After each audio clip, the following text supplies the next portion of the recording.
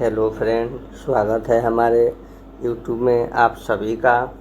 तो आइए आज हम लोग बिहार एसएससी इंटर लेवल प्रतियोगी परीक्षा का सेट नंबर 14 बनाने वाले हैं, जो यूनिक पब्लिकेशन का है।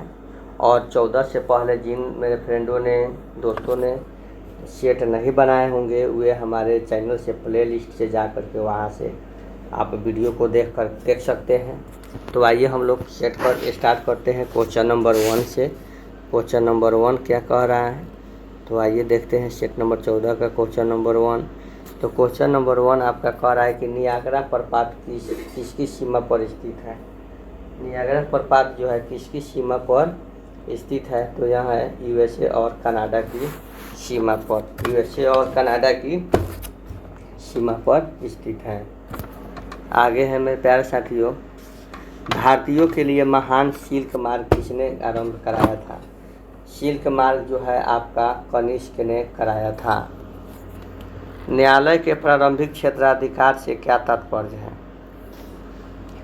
तो न्यायालय के प्रारंभिक क्षेत्राधिकार से क्या तात्पर्य है, तो इससे तात्पर्य है कि पहली बार मामले की सुनवाई की योग्यता।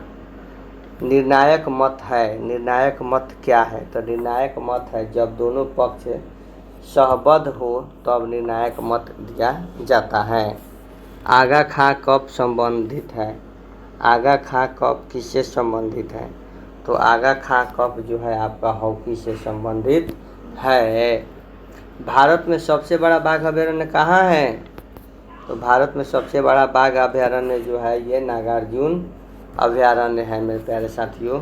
सरकार का वर्गीकरण संसदीय तथा अक्षीय रूप में किया जाता है, तो सरकार का वर्गीकरण संसदीय या अध्यक्षीय रूप में किया जाता है। तो ये होता है क्या, तो ये आपका आंसर हो जाता है मुख्य व्यवस्थापक के प्रत्यक्ष या परोक्ष चुनाव के आधार पर। समाचार भारती है एक, समाचार भारती है एक क्या, समाचार संस्था। महासागरों में उठने वाले ज्वार भाटों का कारण क्या है, तो इसका कारण है चंद्रमा का प्रभाव। भारत में सर्वोत्तम श्रेणी का संगमरमर निम्नलिखित में से किस स्थान से प्राप्त होता है। सर्वोत्तम श्रेणी का संगमरमर जो है ये मकराना से प्राप्त होता है। विश्व के सबसे अधिक शरणार्थी कहाँ से आते हैं, विश्व में सबसे अधिक शरणार्थी आते हैं आपका कहाँ से, अफ्रीका से। डच शब्द संबंधित है, डच शब्द किससे संबंधित है, तो डच शब्द जो है आपका ऑप्शन नंबर ए नीदरलैंड से संबंधित है। वह राज्य जो लोकसभा में निर्वाचित सदस्यों की सबसे बड़ी संख्या भेजता है, तो वह है आपका महाराष्ट्र। ओलंपिक शब्द का ओलंपस से आया है, जो नाम है एक पर्वत का। जुड़वा ओलिव शाखाओं से प्रस्फुटित सफ़ेद धुरीय नक्शे के साथ हल्के नीले रंग का झंडा किसका है। हल्के नीले रंग का झंडा जो है ये संयुक्त राष्ट्र संघ का है। गुज्जर किस राज्य से संबंधित है, तो गुज्जर जो है ये जम्मू कश्मीर से संबंधित है। भारत में अंग्रेजी शिक्षा किसके द्वारा लागू की गई थी, तो भारत में अंग्रेजी शिक्षा जो है लॉर्ड विलियम बेंटिंक के द्वारा लागू की गई थी। राज्यसभा क्या है, तो राज्यसभा कभी भंग नहीं किया जा सकता है, राज्यसभा कभी भंग नहीं किया जा सकता है। नेक्स्ट है मेरे प्यारे साथियों, व्यावसायिक बैंक सामान्यतः ब्याज नहीं देती, व्यावसायिक बैंक सामान्यतः ब्याज नहीं देती बल्कि चालू जमा खाते पर। निम्नलिखित में से कौन सा आर्थिक अपराधों से संबंधित है, आर्थिक अपराधों से संबंधित कौन है, तो ये है कोफेस पोसा। दिल्ली चलो का नारा किसने दिया था, तो ये सुभाष चंद्र बोस ने दिया था। श्यानता की इकाई क्या है, श्यानता की इकाई जो है प्वाइज है, क्या है, प्वाइज है।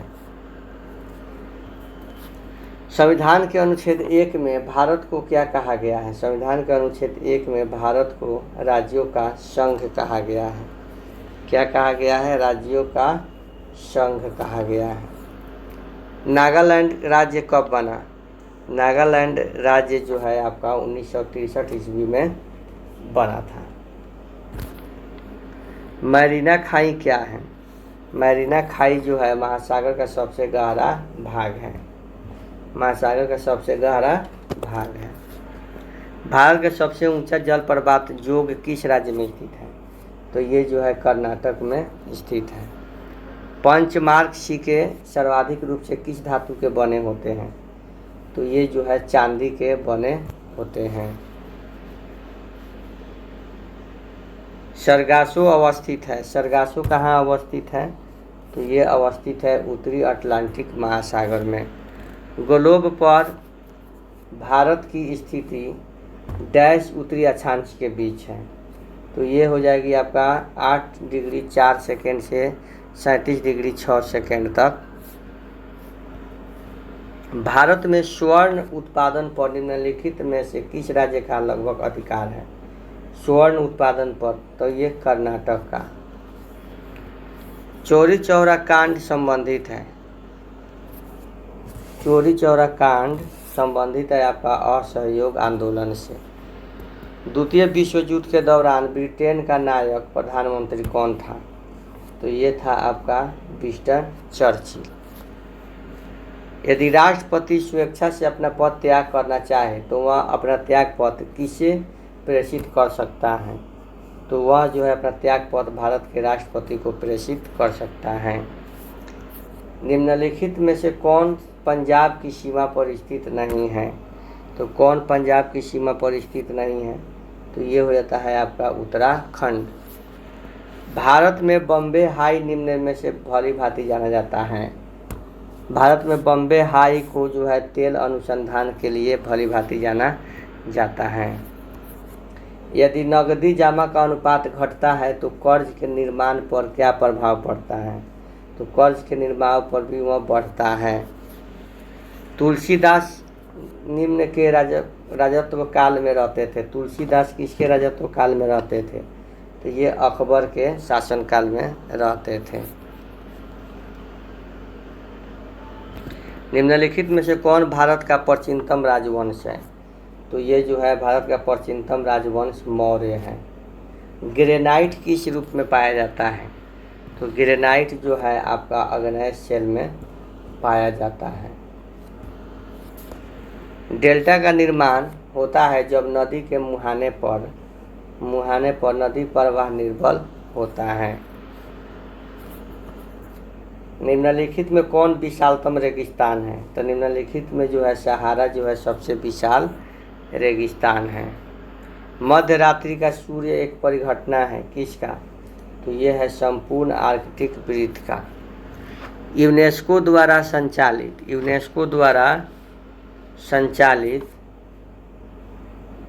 या संस्थापित विश्व नृत्य दिवस कब मनाया जाता है? तो ये जो है आपका 29 अप्रैल को मनाया जाता है।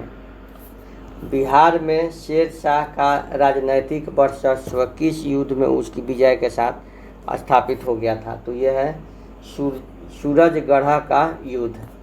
आगे है मेरे प्यारे साथियों, हमारे सेट बना रहे हैं तो ठीक है, अच्छा लगे तो लाइक और सब्सक्राइब जरूर करें और अपने दोस्तों के पास भी शेयर करें ताकि हमें भी मोटिवेट मिलते रहे, हमें भी, ताकि हम और से और वीडियो अधिक से अधिक वीडियो डाल सकूं। भारतीय नौसेना कानून कब पारित किया गया था? भारतीय नौसेना कानून जो है 1927 को पारित किया गया था। तरुण भारत संघ संबंधित था। तरुण भारत संघ संबंधित था। किससे संबंधित था? तो मुजफ्फरपुर से संबंधित था। बिहार की जनसंख्या देश की कुल जनसंख्या का कितना प्रतिशत है?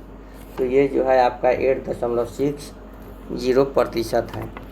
कनिष्क की राजधानी कौन सी थी? कनिष्क की राजधानी जो है कौन सी थी? तो इसकी राजधानी जो है पुरुषपुर थी।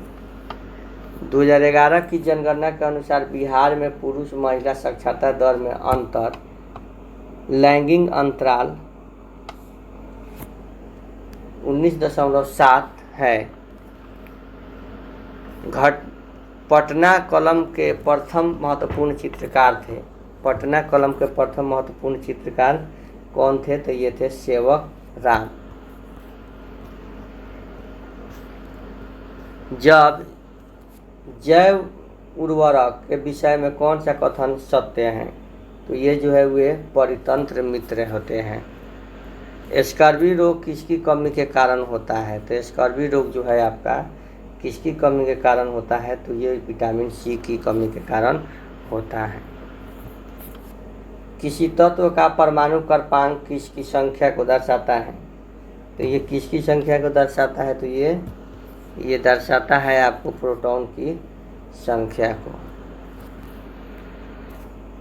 जीवों को सूर्य से आने वाली पराबैंगनी किरणों से होने वाली क्षति को कौन प्रभावी रूप से बचाता है? तो कौन प्रभावी रूप से बचाता है?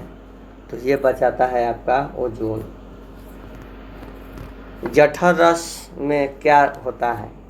जठर रस में जो होता है आपका हाइड्रोक्लोरिक अम्ल। हरे फलों को कृत्रिम रूप से पकाने के लिए पकाने के लिए कौन सी गैस प्रयोग की जाती है? तो एथिलीन। क्लोरोफिल में कौन सा तत्व पाया जाता है? तो क्लोरोफिल में जो है आपका मैग्नीशियम पाया जाता है। अनुदैर्ध्य तरंग कौन सी है? अनुदैर्ध्य तरंग जो है ये भूकंप की तरंग है। वायु प्रदूषण का सूचक कौन सा है? वायु प्रदूषण का सूचक कौन सा है? तो इसका सूचक जो है लाइकेन है। समुद्र का नीलापन निम्न में किसके कारण होता है? तो समुद्र का नीलापन जो है प्रकाश का प्रकीर्णन के कारण होता है। बेकिंग पाउडर के रूप में किसका उपयोग किया जाता है? तो बेकिंग पाउडर के रूप में सोडियम बाइकार्बोनेट का उपयोग किया जाता है।